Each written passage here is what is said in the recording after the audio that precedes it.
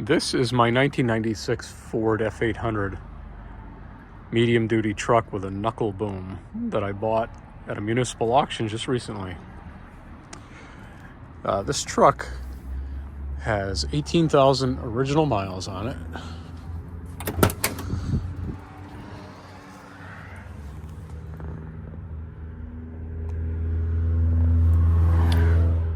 And spent most of its life being used by the sewer department to remove manholes and lift them up and put them in the back, and they left garbage in there. It was actually much worse, but and jackhammer them out with the onboard air compressor that this truck also has. So it didn't travel around the city a whole lot. It probably is just mostly idle time. But they put it up for auction, and for reasons unknown to me, I bid on it and won. So it's really clean for a New England truck. This thing has virtually no rust. I've cleaned it up a bit, done a few things, painted the grill, I painted the bumper, installed a factory Ford air horn on it, took their decals off, put my own company DOT information on there. But that's a pretty decent knuckle boom crane from what I understand. And the bed is a little bit tired. The toolboxes are a little bit beat up. We got to measure those and get some new ones ordered. And like I'll talk about when I take this on a road test, I'm gonna add a hitch plate to this with a pintle hitch and rear air for air brake trailer. But it's been out of, according to them, it's been out of service a couple of years. And they said that there's an issue with the onboard air compressor. And again, I'm filming these backwards. I filmed the road trip part first. But I talk about that. So I apologize for some of the redundancy. But I think about 3 years has been off the road. But they said that there's a problem with the onboard air compressor. Which is not related to the engine-driven compressor for the air brakes, but it's underneath the other side.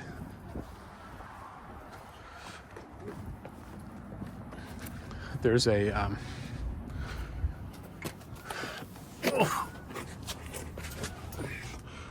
a screw type. They took the prop shaft out, which they did give to me. So between that and the PTO on the Allison, because they said there was an issue with the air compressor. What I think happened is I think the U-joint on the shaft flew apart, and they fixed it, and they put the wrong companion flange back on. And I talk about that a little bit more in the video, but I paid $3,601 for this, and with the auction fees, it was $4,021 or something like that. But it's pretty hard to beat.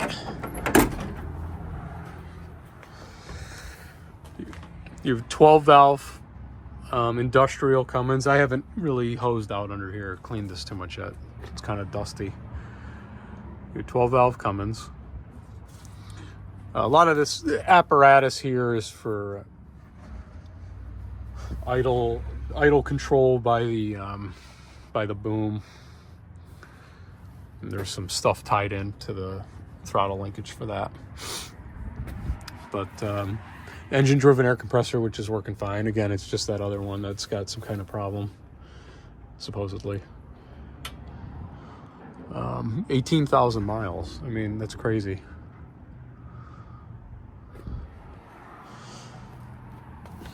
It's pretty crazy. I did just change this door seal. It was, I had one in stock. It was super loose, and the door would bang and rattle and drive you crazy. And the other side needs it, so I'm gonna have to order another one. But I'll start it back up, and we'll take a look at it.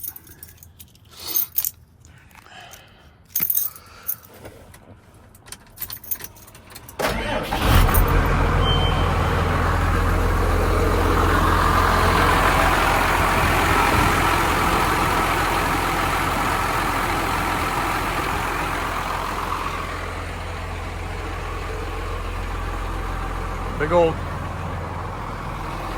truck with a little motor like that.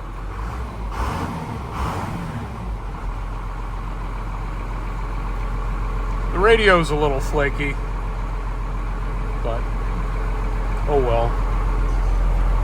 Got the Muncie Air Shift PTO down here, which is working fine. I did replace the dimmer switch because I only had high beams.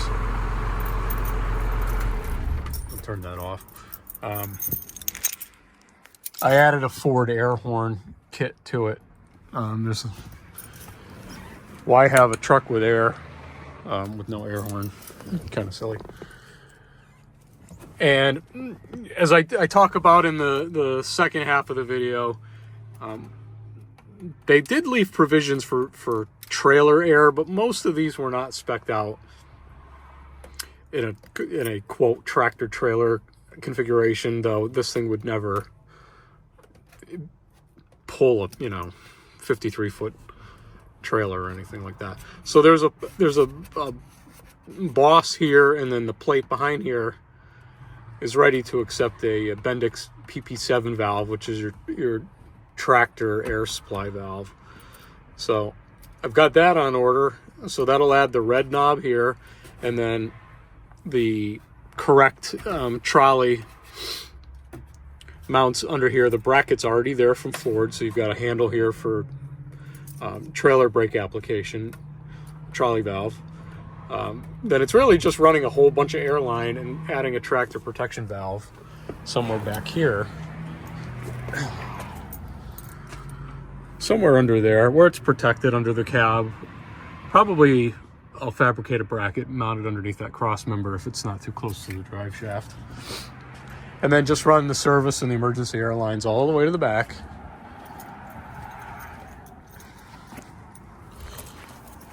Where there'll be a nice heavy hitch plate here.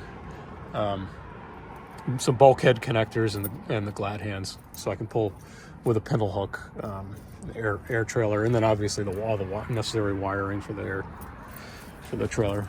But what I do want to do, the one thing I really do want to do is the tires are still okay. There's one of the rears in the back is a little bit questionable, but I really dislike the Dayton hubs, and I want to convert these to Bud or Hub Pilot or whatever I can find. And so it's a matter of figuring out the back axle. I know what it is. The front one's just a Ford axle, so you have to locate the hubs and then get the correct wheels and new tires. That's all very, very expensive. So as I can find the hubs, I'll do that and convert it over. But that is kind of the story with this thing. If you do any kind of construction or building or have more time on your hands than you should, these medium duty trucks, even the Chevy and the GMC, the Top Kick and the Kodiak and all those are great trucks. But I really like the Ford medium duty F series. I've got 3 of them. This one I have a 99 F800 dump truck, and then an 86 F7000 with a big long 16-foot, or it's even bigger than that, 18-foot rack body on the back, which has come in very handy with a power lift gate. That's another one. I have a video on that. You can find that.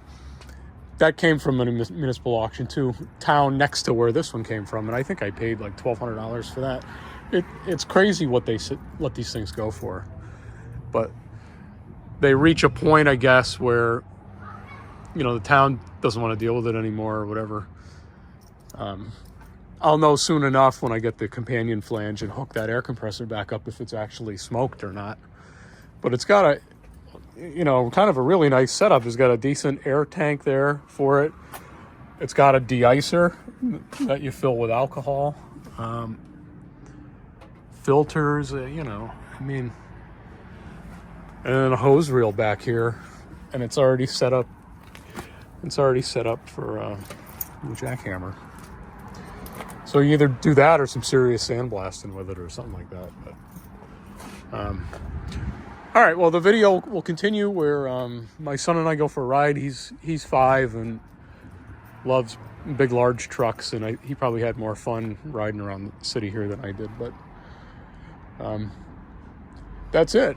So my advice is monitor your local government auctions, because they just about throw this stuff away, and you can get something like this and put it to pretty good use. These trucks have a lot of life left in them, and if the motor exploded, haha, that's a funny story about the dump truck I have, but you can find all this stuff. Really, anything on here can be fixed. So we have a loose metal bracket that we need to figure out where that belongs. But all right, part 2 is a road trip. I'll catch you on the next one. All right, well, Brian and I, say hi, Brian. Hi. This is attempt 2 at a road trip video. We had a dash alarm going crazy. I think it's low, a little bit low cool, and I just added some water to it. I think the sensor's a little sensitive. So this is the 96 F800 Knuckle boom truck, 5.9 Cummins, Allison automatic, 18,000 miles. This is a municipal auction truck, and we're just gonna go for a little drive. So ready, Brian? Yes. Got your seatbelt on? Okay, I have mine on. We've got air pressure. Yep. Let's go. I can watch the road move when we're going. Do that. Ooh, that's your car. Sit back. Well.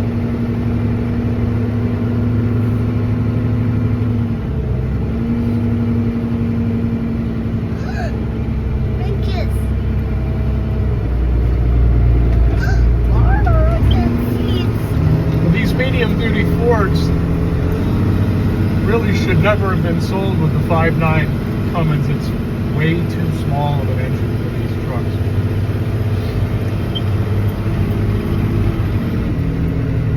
It is what it is.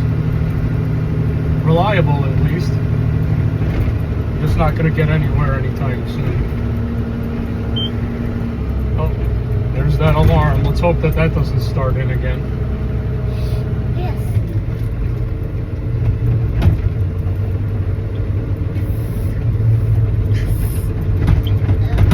Where should we go, Brian? Let's go this way. Yes. Left or right? I'm going to go left. Can you sit back so I can see? Left. Oh, we have the alarm. We need to add a My lock. 99 F800 dump truck does the same thing. I don't know what, it's a problem with the module or something. Usually you just smack the dash and it stops, but today it didn't want to do that,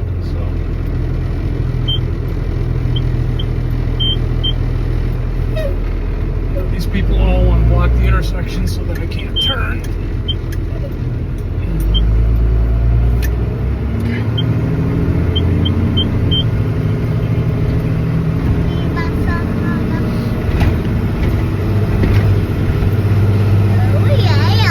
I mean, 18,000 miles, this thing's really not even broken in yet.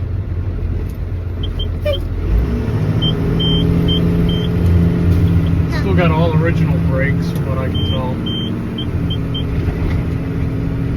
That alarm keeps up, I'm going to thump the dash and try to get that thing to stop.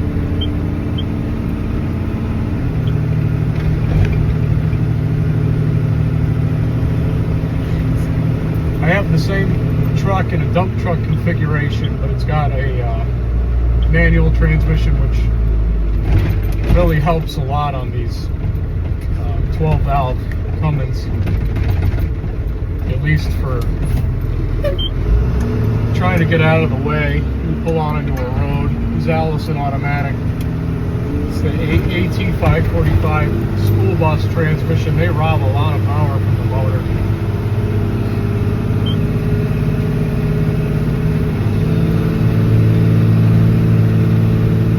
This one's still young.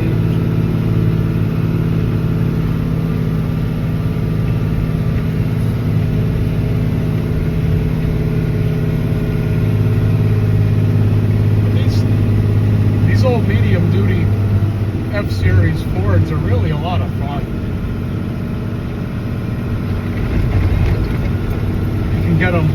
from auctions and stuff, towns, municipalities, pretty reasonable.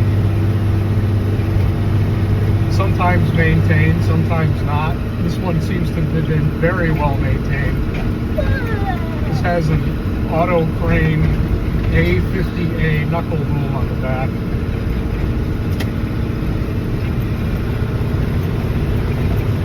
Which is rated for 7,000 pounds, close to the truck, and 3,000 fully extended. This truck also has a wet line PTO to drive all that. And there's a frame mounted screw drive air compressor under here, but they removed the prop shaft from it, and I don't really know why. When I bought the truck and was talking to the fleet manager at the city where the auction was held, he said that there had been a problem with the compressor, and that's kind of why they gave up on the truck. But turning the compressor input shaft by hand, it seems okay. So they did give me the prop shaft with the truck, but one of the companion flanges on the air compressor end was missing, and there was like a new replacement with it, but the bolt pattern is wrong. So I was actually able to figure out the correct spicer number for that, and I have one coming, so I can put the prop shaft back in and see if the compressor works or not. What they use this truck for, this is for the sewer department, and they use the onboard air compressor, the frame-mounted compressor, different than the engine-driven compressor for the air brakes, to run a jackhammer. They would jackhammer up manhole covers and catch basins and all that other stuff, and then use the knuckle boom to pick them up and replace them, which is probably why the truck has incredibly low number of hours and miles on it. The frame-mounted compressor that they said had an issue has a separate hour gauge here. It's showing like 670 hours, which is nothing. And the truck had an hour meter that I took off because the wiring was all hacked apart, and that had a couple of thousand hours on it. So the mileage is low, but the idle hours might be a little bit higher on this, just from sitting around running the boom and the air compressor, which is, there's a Muncie PTO on the side of the Allison transmission with an air shifter on it, which is still working fine. So my hopes are that I can put the prop shaft back in and gracefully engage the PTO and, you know, see if that air compressor under there builds pressure or if it makes horrible noises. I guess it'll be one of the two.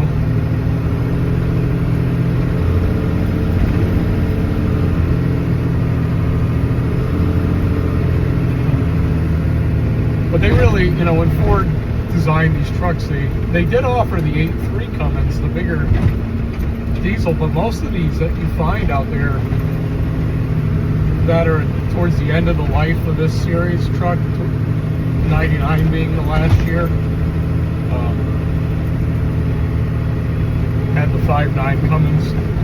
Very few gasoline medium duty trucks that I've found, and I've maybe only seen one that had the 8.3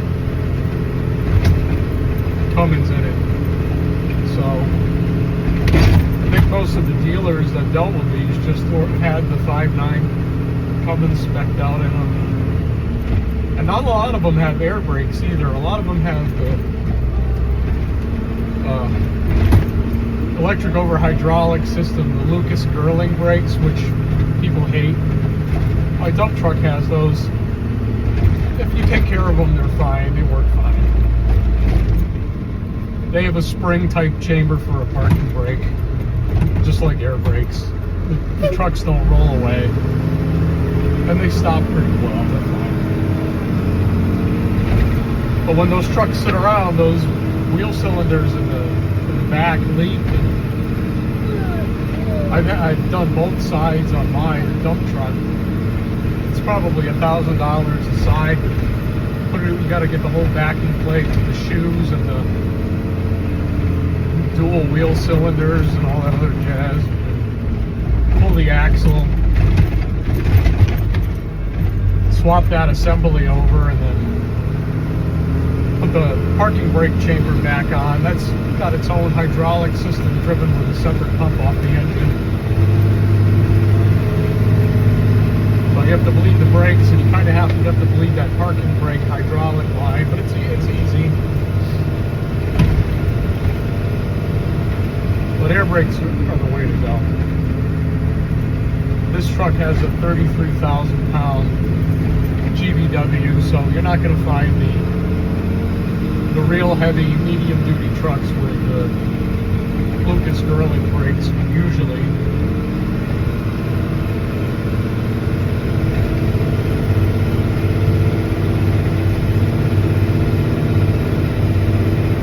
My dump truck, which is a 99 F800, the same motor, manual transmission, is right at 26,000 GVW. So they would spec those out. So the companies buying them, the drivers didn't have to have a CDL.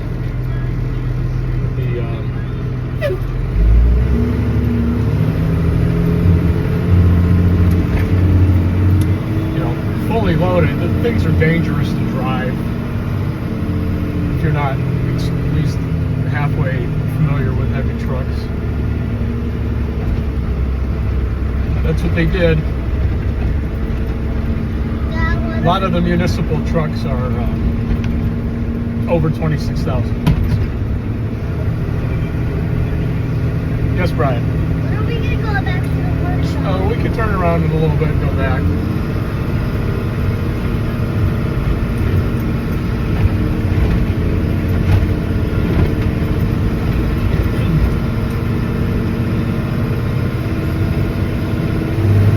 Another weird thing with these medium duty trucks, especially the air brake ones, is they weren't all optioned out with an air horn. So I have connections at a Ford dealer, and I got the second to last air horn kit left in the country. I put that on because why not?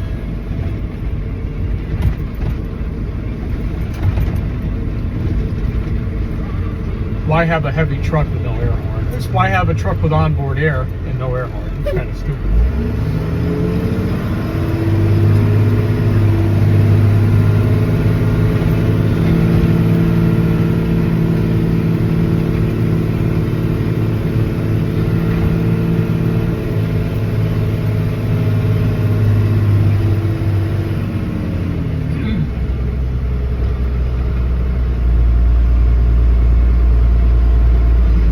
Isn't too horrible on these. I think some of these you could get air seats, like a Bostrom air seat for it, but this has a bench seat, so no air ride on this. That's all right.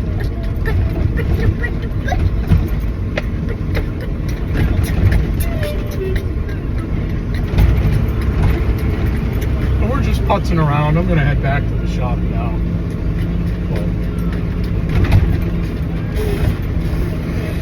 But the other thing I am going to do with this is have a hitch plate made and welded to the back for a pintle hitch. And very, very few of these medium-duty F-Series with air brakes were optioned out for like a tractor trailer configuration, so they don't have rear air, but it was doable. And if you got a good part source, you can get all the part numbers and figure out what you need to add the valves and add the trolley and add. You basically have to add a tractor protection valve and your red push-pull button to the dash and a trolley if you want it, and run the lines to the back for your glad hands. Because I do have an air brake trailer that I want to pull.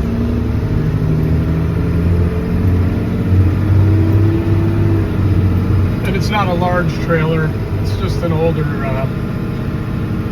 Eager Beaver. I think it's 8 ton or so. Something you could pull a car on or whatever. So I'll be making some videos on essentially converting a straight truck to a tractor trailer from an air brake perspective. There's a couple videos out on YouTube, but this one will be specific to the medium duty Ford. And on that note, I think we'll end it here. Thanks for watching.